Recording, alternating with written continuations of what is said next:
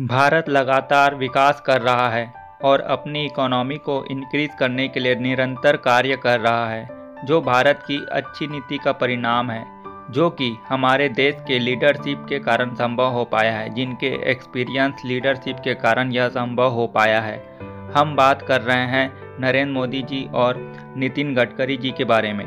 नरेंद्र मोदी जी जो गुजरात के 4 बार मुख्यमंत्री रह चुके हैं, जहां वे मुख्यमंत्री बनने के बाद विकास के लिए कार्य करने शुरू कर दिए। उन्होंने गुजरात राज्य में टेक्नोलॉजी और वित्तीय पार्क का निर्माण किया। सन 2007 में मोदी जी ने 6,600 अरब रुपए के रियल एस्टेट निवेश सौदा पर हस्ताक्षर किया। इसके साथ साथ वे आर्थिक विकास दर पर अधिक ध्यान दिया, साथ ही निजीकरण पर भी ध्यान केंद्रित किया। उन्होंने भारत को आकार देने के लिए ग्लोबल मैन्युफैक्चरिंग एपिसेंटर के रूप में अपनी नीतियों को प्रोत्साहित किया।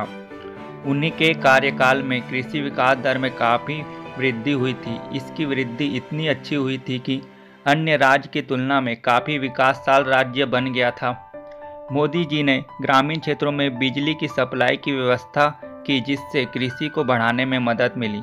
सन 2012 में मोदी जी का चौथी बार जीतने से उनका कद बढ़ गया और वे प्रधानमंत्री पद के दावेदार बन गए और वे 2014 में लोकसभा चुनाव जीतने के बाद प्रधानमंत्री बने और देश के लिए निरंतर कार्य किए।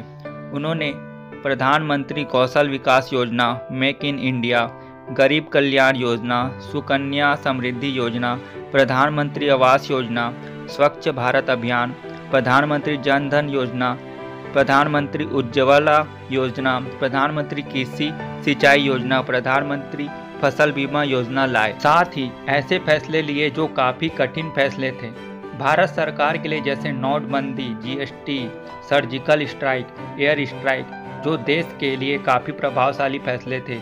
इसके साथ ही वे भारत में बुलेट ट्रेन के लिए भी काफ़ी बड़े बड़े फैसले लिए, जो देश के डेवलपमेंट के लिए काफ़ी महत्वपूर्ण था। वही बात करें नितिन गडकरी जी के बारे में, जो कि हमारे देश के जाने माने शख्सियत है, जो कि भारत के केंद्रीय कैबिनेट में सड़क परिवहन मंत्री है।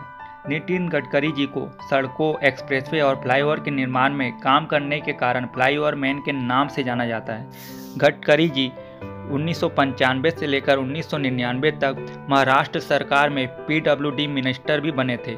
इस दौरान उन्होंने कई नेशनल हाईवे प्रोजेक्ट का काम किया और उनकी लोकप्रियता बढ़ने लगी। वे 2014 में लोकसभा चुनाव जीते और उन्हें केंद्रीय मंत्री में शामिल कर लिया गया। उन्होंने सड़क परिवहन मंत्री का पद भी स्वयं मांगा है और आज वे देश में कई नेशनल हाईवे, एक्सप्रेसवे और इकोनॉमिक कॉरिडोर के काम किए हैं और निरंतर बड़े बड़े प्रोजेक्ट देश में कर रहे हैं। उन्हें पहले से ही इस फील्ड में एक्सपीरियंस होने से वे काम आसानी से कर पा रहे हैं, जो आज तक किसी गवर्नमेंट में नहीं कर पाया। गडकरी जी शिपिंग और जल संसाधन और नदी विकास और साथ ही गंगा जैसे अतिरिक्त कार्य भी किए। इन्होंने अपने सभी कार्यों को बहुत ही अच्छे से किया। आज देश के डेवलपमेंट में इनके एक्सपीरियंस का काफ़ी योगदान है। आपको यह वीडियो अच्छी लगी तो मेरे चैनल को सब्सक्राइब कीजिए और लाइक एंड शेयर करना ना भूलें। धन्यवाद।